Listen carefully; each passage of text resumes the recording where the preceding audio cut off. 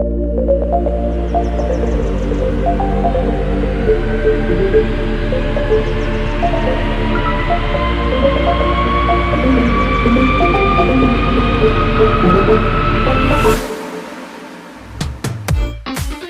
and welcome to this week's episode of the Aviators South Africa podcast, Aviation Sunday, episode 15. My name is Kabir and I'm the host on the show with Warwick. Today on the show we'll be joined by a fellow aviation enthusiast, Thomas and Devarshan. Today on the show we'll be talking about St Helena Airport and what its future holds. Send us your questions at the aviatorsouthafrica@gmail.com or in the comments section below for future Q&As. Enjoy the podcast.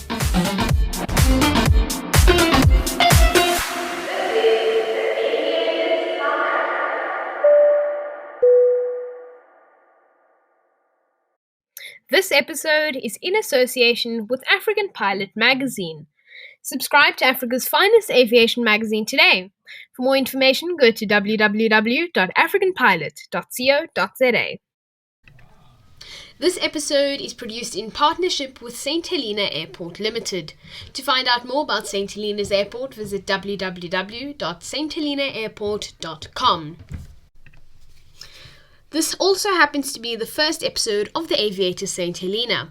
This is a new division of the Aviators South Africa, where in partnership with St Helena Airport, we'll be bringing you the latest St Helena aviation news, as well as talking about sustainability and much more.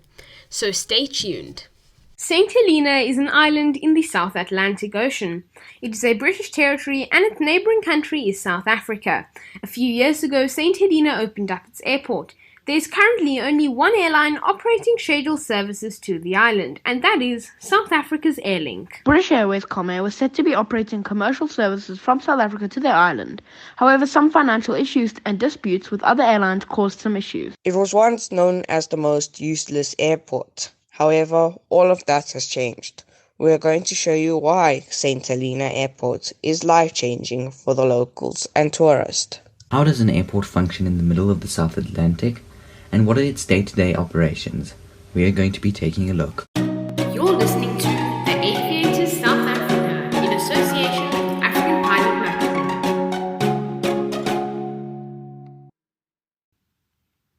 Quick note before we begin our amazing interview with James and Gwyneth from St Helena Airport.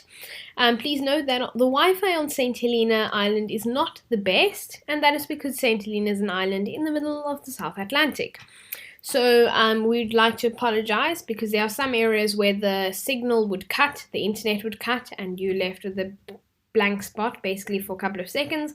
Or Warwick and I talk over James and Gwyneth, and that's because of the connection and time lag. But we do hope that you enjoy this very interesting interview. Welcome back. You are here with us on the Aviators South Africa. And we are in our virtual studio, and we have special guests in St Helena, and this is James Kennett and Gwyneth Howell from St Helena. It is so nice to have you both here. So James, you're the compliance manager of the airport, and Gwyneth, you are the CEO of SHAL, which is St Helena Airport Ltd. So thank you so much for joining us, and it's really cool to have you all the way from St Helena, but on our computer screens. How are you guys doing? We're doing very well, except it's quite windy out there today and overcast, and we've had winds about 74 knots today, so we are doing extremely well. Wow, that's a lot. But here where I'm in Durban, it's also actually very similar weather, but a lot less windy. So we're going to get started. And so we're going to start off with a fairly basic question. How many runways do you have at the airport, and do they have any special features or specifications? We've got one runway. The designation is runway 2002. I think one of the major accomplishments of building the runway was the construction of the platform. It actually took 10 million cubic meters of drilled and blasted material, and of that 18 million cubic meters was used for a dry gut fill. If you actually go to Earth and you Google the airport and you look at the threshold runway 02, which is the southern part of the island, you'll actually see the terrace and the dry gut, which was a huge achievement for the construction company Basil Reed, and that was a huge achievement. As an airport, you normally only have 2 anemometers at the thresholds. We've got 3. We've got one at runway 20, one at midpoint, and one at runway 02. And this is purely due to the winds and the different types and the wind strengths that we actually experience at the airport. So, for example, runway 20 can have a complete different wind speed and direction than the same as runway 02. So we've done quite a lot of studies on the actual wind activity at the airport. We did that in 2016, and we've continued doing this with the Met UK office, that we can actually build up our intelligence in regards to how the wind behaves and where we pick up turbulence and wind shear. That's very interesting. And what happened with the Comet deal to operate to the island? I mean, do you think that one day they will actually fly to St Helena? Well, we've got open sky policy, so any operator is welcome to come to the island as long as they've got their documentation and their what we call prior permission in place. And that's purely because we classified it as Category C airport, deals with turbulence and wind shear.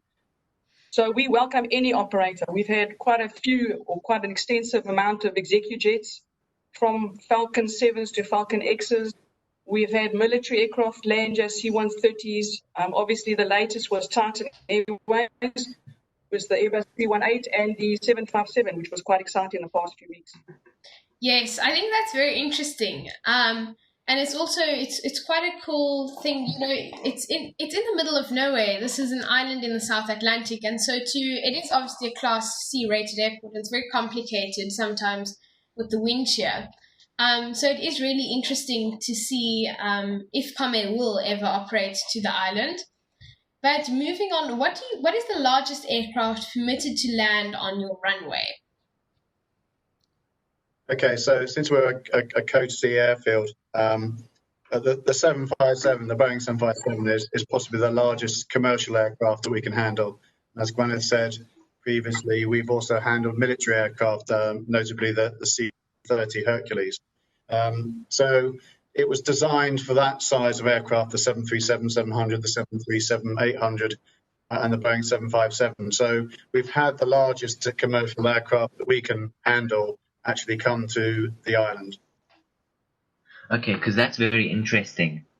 Because I know at the moment Airlink are operating their E190s to the island, which is a much smaller aircraft compared to a 737. And I suspect if somebody like Comet starts operating soon to the island, then you will see many more of these larger aircraft. And what do the day-to-day operations of St Helena Airport look like? Do most people working on the island have other jobs? Currently, we've got 27 staff, which are permanent staff, and they multi-scale in various activities at the airport. Obviously, we're regulated via ASSI, which is a UK affiliated UK CIA body. So we actually comply to the regulations similar to Heathrow. There's no difference. The only difference here, obviously, is COVID, and we obviously got a lot of service providers in here to help us with certain certification and checks that need to be done. This could not be achieved. Therefore, we've agreed with the regulator that we would do a lot more checks in regards, in particular, our communication and navigation and our landing aids. The staff also do a lot of equipment checks. They've got training. They've got a lot of corrosion protection. Because obviously we're right on the seabed, or right on the basically coast, and the corrosion on the island is quite aggressive, in particular where the airport is situated. We also found that a lot of equipment we purchase from South Africa or the UK is not corrosion protected, doesn't have the correct painting on, and we find that the equipment gets ruined quite quickly, so they have to take care of that. The island has a huge environmental program. We've got a lot of endemics and all kinds of different plants on the island and wildlife. At the airport, we have exactly the same, so we've got an environmental team that has to take care of that. So for us, when an aeroplane arrives, that's the day we are happy. We don't have to do anything. That's the least work we have to do. It's building up to actually that arrival and planning for aircraft arriving to the airport. And the aircraft kind of get in the way of work. Yes. Wow, I mean it's the same as many other airports, but the operations seem very different. Whereas you're building up to the arrival, whereas a lot of airports here in South Africa are waiting for the arrival, essentially, and not trying to build up and wait and wait and wait. But the other thing I find interesting is you mentioned your environmental team.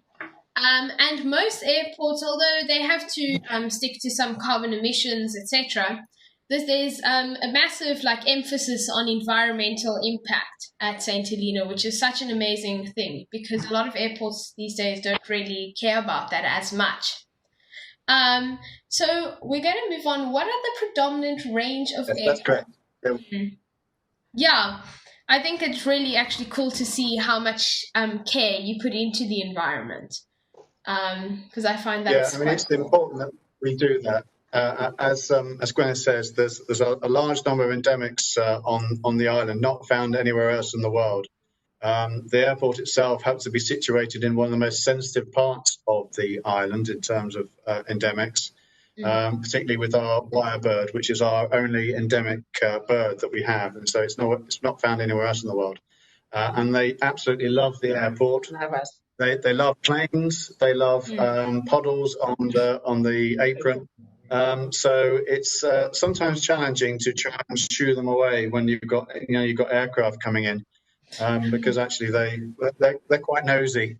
Yeah. We've also got a lot of bugs and insects and flora, all of which makes it an interesting place to operate an airfield. At the moment, from an airfield perspective, we are working towards level 1 of the ACI Airport Carbon Accreditation Scheme. So we acknowledge that we need to do our bit for the environment, and the ACI scheme is one way of demonstrating that with an international audience that we care for the environment, and it's important that we keep it safe and keep it protected for this generation and generations to come. Yes, that's really wonderful that there's so much care and consideration into the environment, which is not normally dealt with on a lot of other airports. But what are the predominant range of aircraft that land at the airport? So we get at different levels. We've already talked about sort of the executive jets, and I think we recently had a Global 6000 that made it all the way from St Helena to Geneva, so in Europe. So that was quite exciting. But most of the range tends to be around, because of the size of aircraft like the E190, tends to be sort of the west coast of Africa. So sort of within the 1,200, 1,500 miles range. They obviously can go further if need be, and like 757, for example, which flew from here to Accra, then from Accra to UK.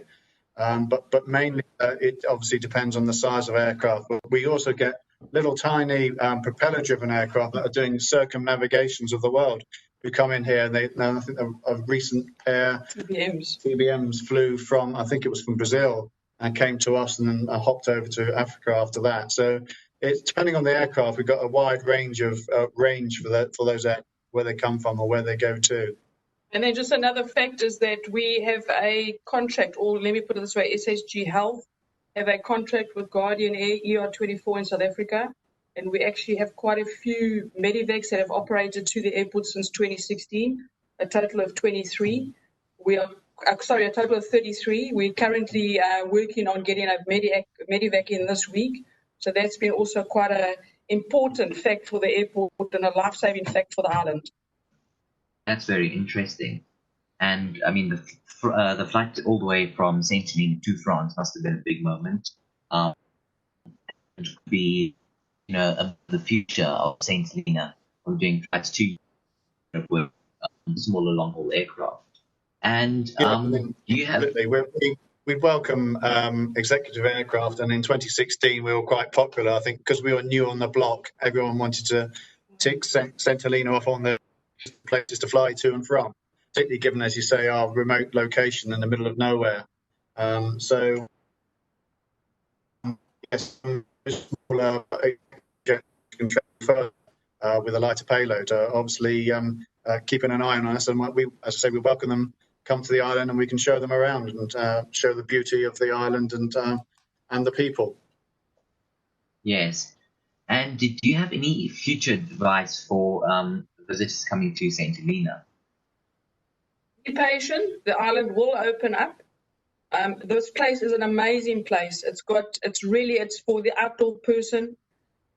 Great diving. We have the whale sharks that come here from around about December till February, March.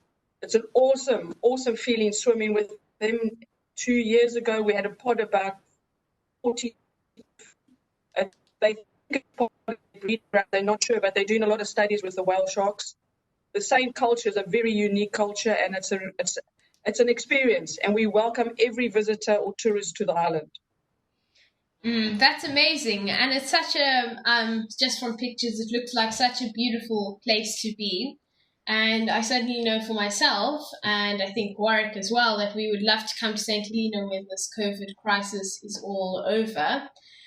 So how much parking space for aircraft or hangars do you have at this airport? We currently have got 3 designated parking spots on the ramp. We can fit a 4th in if it's a smaller one, and we have done it. We've actually had 3 plus a medivac on our ramp at one time. The airport has got space for expansion. Obviously, we only started in 2016, and with COVID now, it's actually given us a little bit of a knock going forward.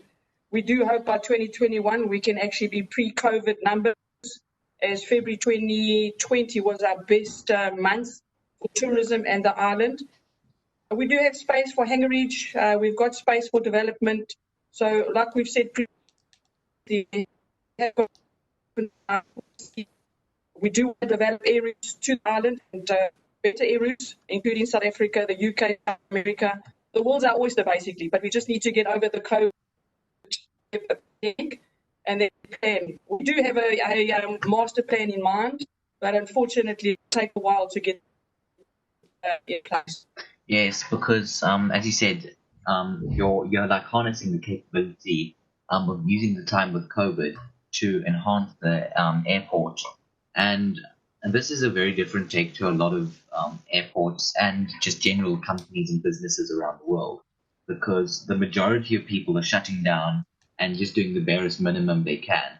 However, you guys are harnessing the fact that there are not as many aircraft, there's not as much tourism, and you are using the time creatively to build onto the airport. And in terms of your hangar space, when you said you've got 3 parking areas and you can't fit a 4th in, when you say 3, what sizes are those? Do those take 737 size aircraft, 757s, or are those the more E190 size parking spots? We can park a 757 and a 737 on Alpha 1, Alpha 2, and an ExecuJet and a smaller aircraft on Alpha 3 and elsewhere on the ramp. So we can accommodate 2 medium-sized aircraft and 1 small ExecuJet on the actual ramp. Amongst that, in 2016, our first helicopter operating on a luxury yacht. So that's exciting then. So we have got space. Obviously, with ETOPS, you can't have too many aircraft arriving there during the day because you've got to have sterilized airspace. Yes. For example, for anything, it's a 4-hour window, 2 hours prior their arrival and 2 hours after their departure. So it's quite critical. So we've actually worked out you can have an aircraft arriving by 10:30 in the morning, then the next one can arrive at about 1:15, and that's your maximum that you can accommodate in one day. What would you like to see in the post-COVID world in terms of the number of weekly flights to the island? Well, obviously, we would like to see those weekly flights return and indeed be more frequent. But at the moment, it's a bit of a uncertain future for the aviation industry. I mean, we do have other aircraft that come to the island on an irregular basis. So we've got another 4 chartered aircraft chartered by St Helena government over the next 4 or 5 months that will be coming from the UK to the island via Ascension and going back again. So there still remains an air link, albeit not as frequent as the SA air link was every week. So once South Africa moves to level 1, which permits international flights, it'll be good to get them back again. I can't imagine it'll be on a weekly basis at the beginning because we don't know what the appetite is to fly to St Helena to and from the island. So it may well be once a month or maybe once a fortnight. We also have a quarantine, 14-day compulsory quarantine here at the moment. So even if you were to fly in, the number of people who can be accommodated in the quarantine is only about 40 or so passengers. So, and since they need to quarantine for 14 days, you probably could only have a flight at the most every three weeks, every 4 weeks or so. So at the moment, it's difficult to know what the frequency will be like, but certainly we to sort of the flights and hopefully grow those further to something more regular. I definitely agree, and obviously, I don't know if you know, level 2 was announced a few days ago, and it's just come into effect. But the other thing is, I suppose the last thing we want is to go to level 1 and then have a passenger who picks up the virus and brings it to St Helena, even with the quarantine. This virus is just so unpredictable at the moment that it wouldn't be preferable. I understand there'd have to be quite a lot of health precautions involved. It just won't come back to normal immediately, because South Africa is in the top 5 countries in the world, I think, with the virus at the moment. But hopefully we will be able to see these flights come back in effect, hopefully, and that will build it up again. But can you tell us about the famous wind shear that St Helena Airport is known for? We've the threshold runway 20. We've got a rock outcrop called the King and Queen, and we've also got Signal Hill. So obviously it's terrain-induced turbulence which creates the wind shear. In 2016, we had a LiDAR installed in various positions around the airport to do wind shear studies, and subsequent to that, we've actually had, which we commonly or fondly call LOLAR, our LiDAR, which has now been installed on the threshold runway 20, which will give the forecast and indication of the wind shear, which is occurring either on the final approach runway 20 or down the runway towards the midpoint or runway 02.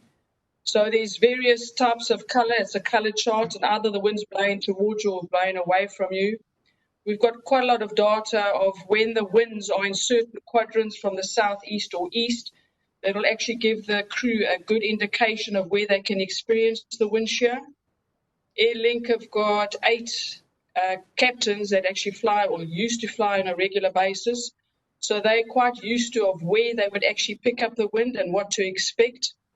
With the Titan Airways that came in with the Airbus 380, they actually collected or collated quite a lot of valuable information in regards to the winds, which we've managed to actually do a comparison of what they had on their flight maps, what we had on LiDAR, and we've actually created a report which we submitted back to Titan Airways that they can use for future flights. Wow. We also have an issue on runway 02 of wind shear.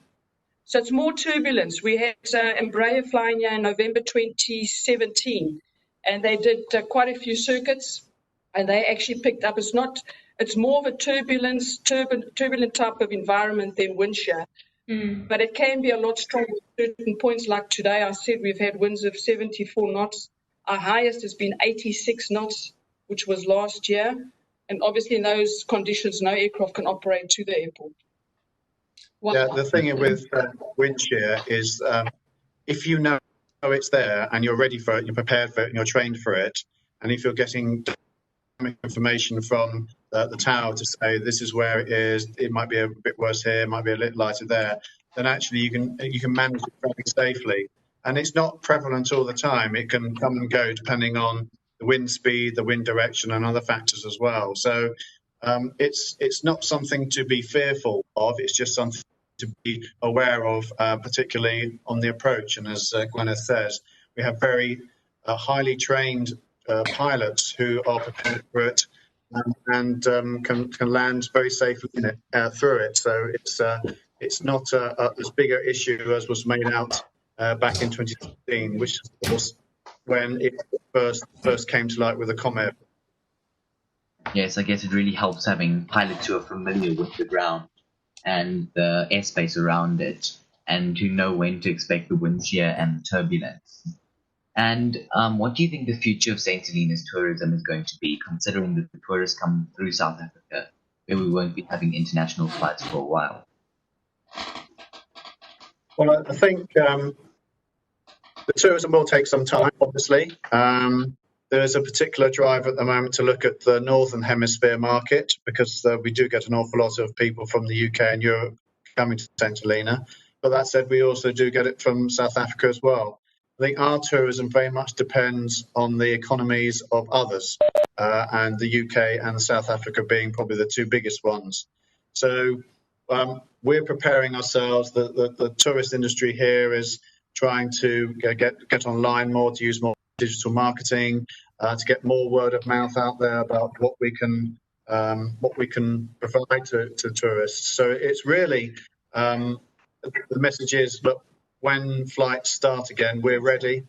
Come here, have a look at the whale sharks, swim with the dolphins, have a look at the humpback whales, go hiking, go walking, go do the great fishing. Yes, catch yourself a massive tuna if you think you can. It's really we're going to be open and ready for tourists to come. But of course, that very much depends on whether people can do that, whether they have the finances to do so. So. We can be as ready as we can be, or we'll just have to wait and see. Wow. Okay, thank you very much. Apologies, Warwick, continue. The connection just cut out for a second. Don't stress, you can go on. That's really interesting what you say about tourism, how it is the economy. As much as it's about when level 1 opens up in South Africa for tourists to fly directly through South Africa, it's also just about are people actually ready and financially stable to go on a holiday, etc. Yes. And that's a very interesting point of view. And it's been amazing having both of you here. Thank you for taking time out of your busy day to speak to us. If you would like to find out more information about St Helena Airport, visit www.sthelenaAirport.com. And it's really interesting to see an airport functioning insanely well in comparison to some other airports here. And this airport, though, is in the middle of the South Atlantic. And so what you guys are doing is truly amazing. This is an extension of the Aviators South Africa podcast. Find us on Google Podcasts, Spotify, Anchor, and more. Also, if you need additional assistance, email us at theaviatorsouthafrica@gmail.com.